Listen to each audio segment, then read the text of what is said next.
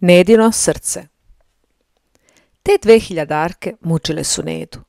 Da li je smela da ih primi? Zašto ih nije odmah vratila? Kakav je to novac i kako je stečen? Znala je da ima svakojakvih hohštaplera, nevaljalaca, ljudi sa nečistom savesti koji na nepošten način stiču. Da nije Bojan na takav način došao do novca. Razne sumnje su je kidale. Da li je mogla ma kom da se poveri, bilo bi joj lakše. Ali ovo mora ostati tajna za sve do septembra. Bilo je nešto što je umiravalo. Ona velika kuća na selu sa velikim hrastovim vratima, starinski namještaj, srebrno posuđe, debele povezane knjige u ormanu. Te stvari su otkrivale život čoveka koji misli i koji nije siromah. A Bojan je bio u toj kući potpuno sam. Kakva je veza između njega, te kuće, života u njoj i mamine slike? Takve misli su je proganjale kao metafizički problemi i ništa nije mogla da odgonetne. Jedna rečenica, kao svetlost, uvlačila su u tminu tajanstvenosti oko toga događaja i mladića. Poklonite taj novac nekom siromahu, kazao je na telefonu. I 2 puta je napomenuo gorčini svoga života. Da li su njegove gorčine bile kao Nedine? Ona još nije upoznala gorčinu oskudice, već očajanje zbog tragedije svojih roditelja. Razmišljala je o tome da li je njena mama učinila kakav greh i da li i ona, Neda, mora da iskupi taj greh. Pomislila je, kad je već zadržala ovaj novac, da učini neko dobročinstvo. Bila je u stanju da sve oprosti svojoj mami. Kupit ću gospođici Zori materijal za jednu haljinu. Kad joj je to palo na pamet, obuzela je beskrajna radost. A radosti je bilo malo u njenom životu. Iznenadit ću je. Sjetila se kako je njoj teško da dođe do haljine, cipela, šešira. Niko i nikad joj nije učinio takav poklon. Da li će život Nedin biti takav ako ostane sama? Niko je se neće udvarati, niko laskati. Više niko neće prevušiti serenade pred njenim kućom. Kako je žalosno kad život prohuji, a srce ostane željno svega. Nežna devojčica osjećala je život ove poštene činovnice. Stalno iza šaltera, primaj neprekidno pisma, zavodi u knjige, cepaj reverse, udaraj poštanski žig. I tako ceo dan od jutra do mraka. Sva srećna žurila je popodne u trgovinu i rešila da je kupi somot boje kafe. Kako će se ona obradovati? Jedva je čekala da dođe veče. Ušla je u dućan, uzela, platila i paketić stavila na stolicu u kancelariji. Mitko uđe. Došao sam, gospođice Nedo, da se oprostim s vama. Večeras putujem u Beograd, imam posla. Koliko ostajete? 1 nedelju dana. Je li vam žao što me nećete vidjeti? Zašto da žalim? Žalila bih vas kad biste se nešto mučili ili bolovali, a vi ćete se lepo provesti u Beogradu. Još vam zavidim što ćete ići u operu i pozorište.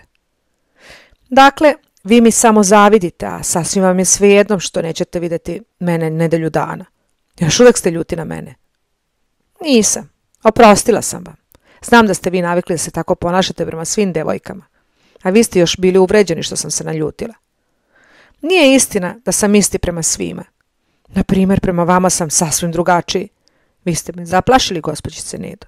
Kao da vam je 30 godina, a ne 19. Mora da vas ona gospođica Zorana tutkava protiv nas muškaraca i protiv mene. Niko mene ne tutka protiv vas. Toliko sam pametna da umem da vodim računa o svom ponašanju.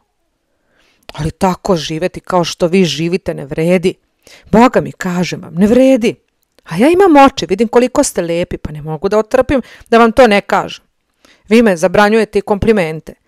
Lepi ste, tako ste cakani, Boga mi, hoću i da vam kažem. Postao sam nervozan od kad ste vi došli u kancelariju. Ne bojte se, umirit ćete se vi. Jel te, hoću li ovu robu da zavedem? More, kakva roba, ne mogu sad na robu da mislim. Onda bolje idite u dućan, a mene ostavite na miru. Mitko je stajao nasred kancelarije s rukama u džepovima i uporno je gledao. Neda se pravila kao da ga ne vidi i mirno je pisala. Kovrđe su je podrhtavale oko lica. I baš nećete da me pogledate, dobaci tiho Mitko. Imam posla, moram ovo da svršim, govorila je Neda, pišući i ne dižući glavu. Da li ste vi zaista tako hladni i neosetljivi? More, ako ja poludim za vama, teško vama. Zašto? Šta biste mi uradili? Nemojte da mi zazivate. Ništa, ja ću reći kumu da mi preti velika opasnost s vaše strane i zamolit ću ga da me zaštiti. Kum da vas zaštiti? Pa i on će da pošašavi pored vas. Šta to govorite? Naljuti se Neda. Vi zaboravljate da on mene voli kao svoje ćerke. Ja u njemu gledam oca. Što ste vi naivni. Današnji očevi ne gledaju ćerkinim drugaricama svoje kćeri. Da je čovjek i svetac ne bi mogao da ostane ravnodušan pored vas. Ali ja sam mlađi, lepši. Doista me čude svi ovi vaši razgovori. Možete vi biti lepi, mladi, bogati. Ja sam ovdje činovnica i ostaću samo činovnica. Molim vas, stavite mi ovdje ovu pisaću mašinu. Hoću da se vežbam da pišem na njoj. Nije rđavo znati kucati. Što vi umete da zapovedate i vidite kako vas slušam. Samo viknete, ruke k sebi, a ja ih odmah trgnem. Šta ko hoćete da vam donesem iz Beograda? Ništa, zahvaljujem vam. Nedo, nemojte da me dražite. Neda spusti pero i uzdahnu. Vi postajete dosadni. Ja treba da pišem. Nećete da pišete, nego ćete da mi skuvate kafu. Hoću da vas gledam.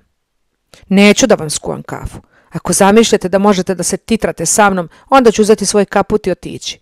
Vi ste zadovoljan i obesan mladić. Naučili ste da se poigravate sa svakom devojkom, pa ne shvatate kako sam ja preživjela strašan bol i šta znači izgubiti sve u životu. Treba li da budem ovdje vaša igračka? Zajecala je, ne mogavši više da se savlađuje, i te njene suze potresoše Mitka, koji je u dubini srca bio vrlo osjetljiv, se žaljiv. Izmenjenim glasom, bez zadirkivanja, on je govorio. Nemojte, Nedo, da se rastužujete. Oprostite mi ako sam vas uvredio. Ja sam želeo da vas raspoložim. Bože moj, pa zar je strašno ako se mladić i devojka našale? Zar vi želite da niko ne sme da vam kaže kako mu se dopadate? Druge bi se devojke radovale, a vi zbog toga plačete. Ne smete da plačete. Hoćete li da mi skuvate kafu? Dobro, ja neću sedeti ovdje, idem u dućan. Ali hoću da se izmirimo i da mi kažete da se više ne ljutite. Odvoji je ruku s lica i pritisnu je na usne. Steže je prstiće i osjete da su vlažni od suza. Za 1 sat idem na stanicu. Hoćete li da skuvate kafu? Hoću. Mirno odgovori Neda. Znam ja da ste vi umiljato dete. Nedelju dana nećete vidjeti ovog dosadnog Mitka. Jel se radujete? Neda se nasmeši. Vi ste kao neko dete, gospodine Mitko. Jesam, pravo sam dete, nabureno je govorio, koje vi nikad ne biste pomilovali. A mi muškarci volimo ponekad da smo deca i da nas žene maze. Idem, već ste se ozbiljili, a ja ću postati opet neozbiljan. I umaču u dućan, a Neda se opet nasmija. Opazile u ovom Mitku 2 prirode. Čas je bio drzak, a čas pravo dete. Da li su to žene na njega uticali i jedne kvarile njegovu prirodu, praveći ga drskim i bezobraznim, dok su ga druge vraćale samom sebi? Mitko je bio još iznerviran, ali sada mu nervozu pojače jedna gospođica. Znao je kao zlu paru. Ta je samo hvatala bogate. Sva stilizovana, očupanih obrva, našminkana i zveštačena. Gledajući je prezrivo, video ono lijepo crnomanjasto dete u sobi, sveže kao ljubičica, sa drhtavim kovrđama na obrazima. Pravo kaže majka Anica, treba ja da se ženim, pomisli Mitko, ali u isto vrijeme i uzdahnu. Materializam i osjećanja borili su se u njemu. I onda bi se opet pojavila srdžba. Što devojke traže brak, kad se i bez braka može voleti? A on bi Nedu baš voleo. Sve mu se na njoj dopadalo, od njene lijepe glavice, grudi, bedara, pa do lijepih listova nogu i nožica. Prosto mu je njena lepota udarila u glavu kao jako staro vino. I u tom polupijanom stanju, kad nije mogao da prihvati predlog majkanice, postao je drzak kao svaki pijan mu čovjek. Lepote i seksipil mlade devojke često prave pijani muškarce, pa čak zaborave i na svoje dostojanstvo i vaspitanje. To veče Neda se sva srećna vraćala kući. Zaboravila je na Mitka i žurila sa paketom somota ispod ruke. Gospođica Zora je već došla, naložila vatru i čekala Nedu. Ovo je nešto za vas, uzbuđeno je govorila Neda. Za mene? Iznenadi se devojka. Šta je to? Brzo je skinula papir, razvila i izvadila somot. Za mene? Od koga? Od vas? Pitala je uzbuđeno. Jeste. Ja sam vam kupila jedan mali poklon od one 2000 dinara. Haljina je za vas. Divno će vam stajati taj somot.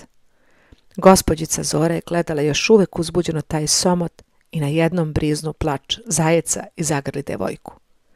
Vi, mala moja Nedo, da me se setite. Vi, bez ikoga. I ja sama na svijetu. Moja rođena sestra me se ne seća. Niko, samo vi. Otkada ni od koga nisam dobila nikakav poklon. Ja ne znam što znači ta radost. Uvek samo u životu, uvek brige, izdiranje šefova, neučtivo ponašanje publike.